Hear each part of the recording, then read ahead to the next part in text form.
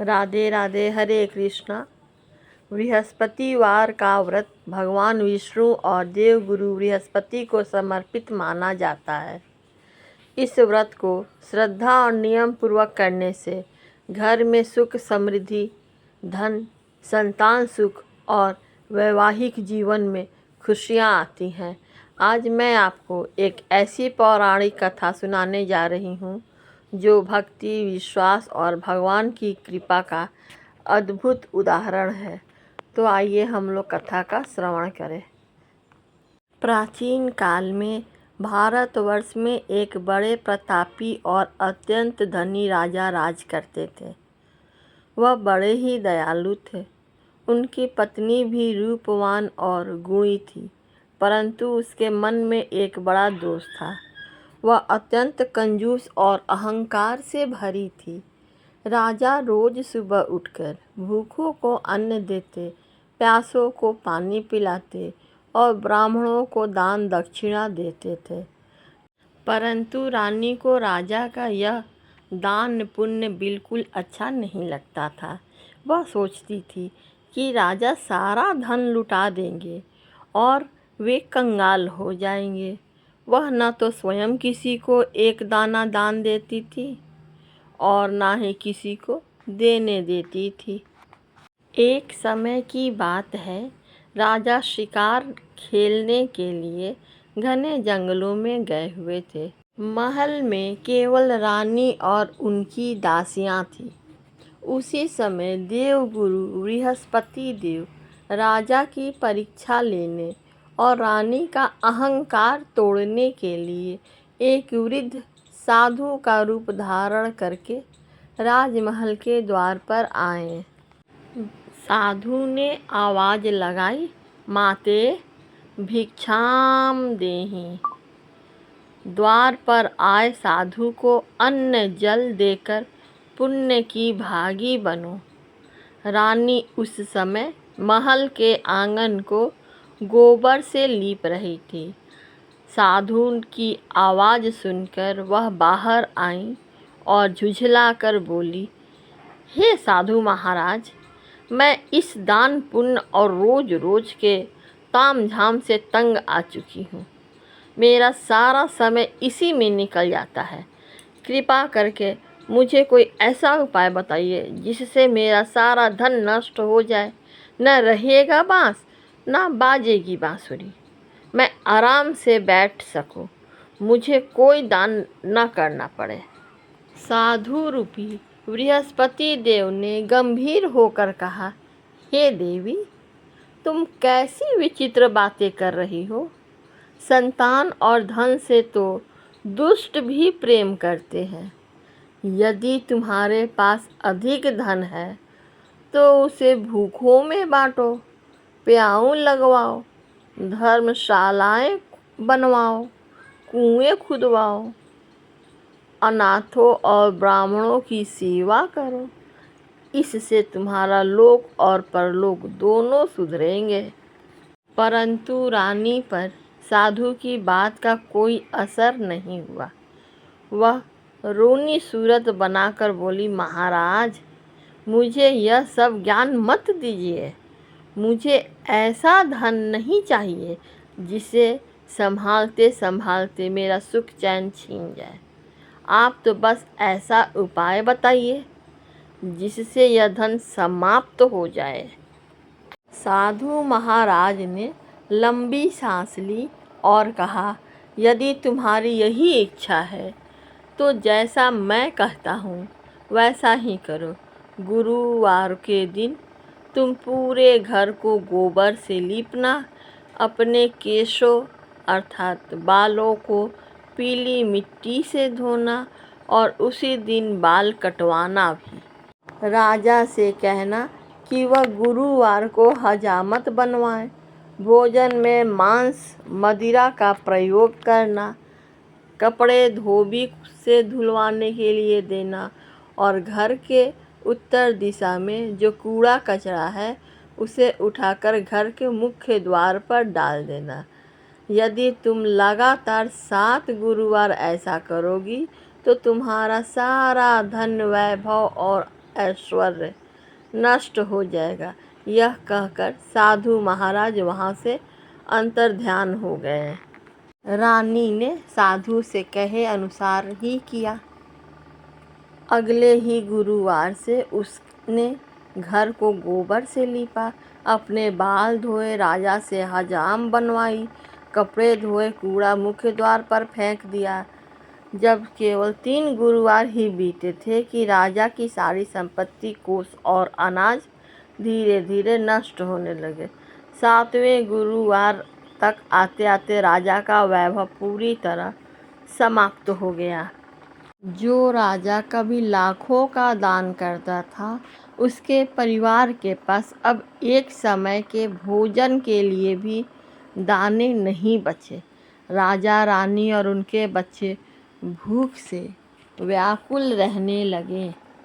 एक बार रानी और उसकी दासी 7 दिनों तक भूखी रही। भूखी दासी ने रानी से कहा, हे रानी जी, आपकी सगी बहन पास के ही एक बड़े नगर में रहती है। वह बहुत धनी और भाग्यशाली है। वह गुरुवार का व्रत भी करती है। क्यों न मैं उसके पास जाऊं और कुछ अनाज मांग लाऊं। कम से कम बच्चों का पेट तो भरेगा। रानी ने सहमति दे दी। दासी पैदल चलकर राजा की साली के महल पहुंची। उस दिन गुरुवार था और रानी की बहन बैठकर बृहस्पति देव की कथा सुन रही थी। दासी ने महल में प्रवेश किया और सीधे रानी की बहन के पास जाकर बोली, हे रानी साहिबा, आपकी बहन और उनके बच्चे 7 दिनों से भूखे हैं। कृपा करके कुछ सहायता कीजिए। परंतु रानी की बहन ने कोई उत्तर नहीं दिया। वह मौन होकर कथा सुन रही थी और नियम के अनुसार व्रत के बीच में बोलना वर्जित था। दासी को लगा कि अमीर होने के घमंड में रानी की बहन ने उसकी बात का जवाब नहीं दिया। वह अत्यंत दुखी और क्रोधित होकर वापस लौट आई। उसने रोते हुए रानी से कहा, आपकी बहन को अपने धन का बहुत घमंड है। उसने मेरी बात सुनकर भी अनसुनी कर दी और एक शब्द भी नहीं बोली। ऐसे रिश्तेदारों से तो भगवान ही बचाए। रानी ने अपनी किस्मत को कोसा और दोनों भूखे सो गए। वहाँ जब रानी की बहन की पूजा और कथा समाप्त हुई तो उसने अपनी दासी से पूछा, अभी कोई आया था क्या? दासी ने कहा, हाँ माताजी, आपकी बहन के यहाँ से कोई दासी आई थी और सहायता मांग रही थी। यह सुनते ही राजा की बहन तुरंत अन्न और धन रथ में रखकर अपनी बहन के महल पहुंची। अपनी बहन की ऐसी जीर्ण शीर्ण अवस्था देखकर उसकी आंखों से आंसू बहने लगे। उसने पूछा, हे बहन, तुम सब इस हाल में कैसे पहुँचे? और जब तुम्हारी दासी आई थी तब मैं बृहस्पति देव की कथा सुन रही थी। व्रत का नियम है कि कथा के बीच में उठना या बोलना नहीं चाहिए, इसलिए मैंने नहीं कुछ बोला। तुम मुझसे नाराज मत होना। तब उसकी बहन ने कहा, बहन, जो हुआ सो हुआ। अब तुम अपने पापों का प्रायश्चित करो। तुम भी गुरुवार का व्रत रखो। बृहस्पति देव अत्यंत कृपालु हैं। वे रूठते हैं तो सब छीन लेते हैं, लेकिन जब प्रसन्न होते हैं तो छप्पड़ फाड़ करके देते हैं। उधर राजा, जो दूसरे देश में लकड़ियाँ काट रहा था, एक गुरुवार के दिन उदास पेड़ के नीचे बैठा हुआ था। वहाँ पर बृहस्पति देव ने बूढ़े ब्राह्मण का रूप धारण करके उसके पास पहुँचे। ब्राह्मण ने पूछा, हे बनवासी, तुम इस निर्जन वन में इतने उदास क्यों बैठे हो? तुम्हारे चेहरे पर चिंता की रेखाएं हैं। मुझे अपना दुख बताओ। राजा ने कहा, हे ब्राह्मण देवता, मैं एक बदनसीब राजा हूँ। मेरी पत्नी की भूल की वजह से सब कुछ नष्ट हो गया है। ब्राह्मण रूपी बृहस्पति देव ने मुस्कुराकर कहा, हे राजन, चिंता मत करो, तुम्हारे दुखों के दिन अब समाप्त होने वाले हैं।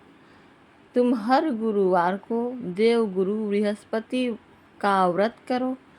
चने की दाल, मुनक्का और जल से भगवान विष्णु के स्वरूप केले के वृक्ष का पूजन करो। पीले वस्त्र पहनो और पीला भोजन करो। तुम्हारी सभी मनोकामनाएं पूरी होगी। राजा ने वैसा ही किया। बाजार में लकड़ियां बेची और उससे जो पैसे मिले चने की दाल, गुड़, हल्दी और पीले वस्त्र खरीदे।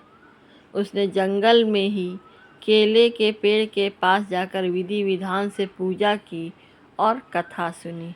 बृहस्पति देव की कृपा से राजा के दिन फिर लौट आए। उसी रात राजा को स्वप्न में भगवान ने दर्शन दिए और कहा, हे राजन, तुम्हारी पूजा से मैं प्रसन्न हूँ। तुम अपने देश वापस लौट जाओ। तुम्हारा राजपाट तुम्हें वापस मिलेगा। राजा अपने देश वापस लौटा। उधर रानी ने भी अपनी बहन के कहे अनुसार 7 गुरुवार का व्रत पूरी श्रद्धा से किया। राजा के वापस आते ही पड़ोस के राजाओं ने स्वतः ही उसकी अधीनता स्वीकार कर ली और राजा का खोया हुआ राज्य को, हाथी घोड़े सब वापस मिल गए। रानी का अहंकार अब पूरी तरह चूर हो चुका था। अब वह हर गुरुवार को सुबह उठकर घर को स्वच्छ करती, पीले वस्त्र धारण करती, केले के वृक्ष की पूजा करती और दिल खोलकर गरीबों को दान देती। राजा और रानी लंबे समय तक सुखपूर्वक राज्य करने के बाद अंत में बैकुंठ लोक को सिधारे। जो भी मनुष्य इस परम पावन कथा को पढ़ता है या सुनता है, उसके घर में कभी दरिद्रता का वास नहीं होता। कुंवारी कन्याओं को सुयोग्य वर मिलता है, धन की कमी दूर होती है और बुद्धि तीक्ष्ण होती है। कथा के बाद गाई जाने वाली आरती जो समापन की ओर ले जाती है कथा को। जय बृहस्पति देवा, ओम जय बृहस्पति देवा। छिन छिन भोग लगाऊं, कदली फल मेवा। ओम जय बृहस्पति देवा, तुम पूरन परमात्मा, तुम अंतर्यामी। जगत पिता जगदीश्वर, तुम सबके स्वामी। ओम जय बृहस्पति देवा, चरणामृत निज निर्मल, सब पालक हरता। सकल मनोरथ दायक, कृपा करो भरता। ओम जय बृहस्पति देवा, तन मन धन अर्पण कर, जो जन शरण आवे। प्रभु जी संकट चुटकी में, सब दूर भगावे।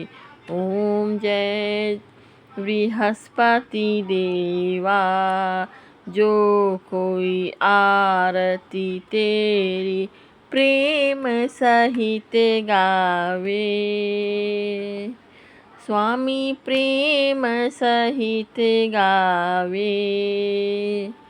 कहत हरेक भक्तगण, सो सो फल पावे। ओम जय बृहस्पति देवा। प्रेम से बोलिए बृहस्पति भगवान की जय। आपको कथा कैसी लगी हमें कमेंट में ज़रूर बतलाइएगा। चैनल को सब्सक्राइब कर लीजिए, लाइक कीजिएगा और अपने प्रियजनों के बीच कथा को शेयर ज़रूर कीजिएगा। धन्यवाद।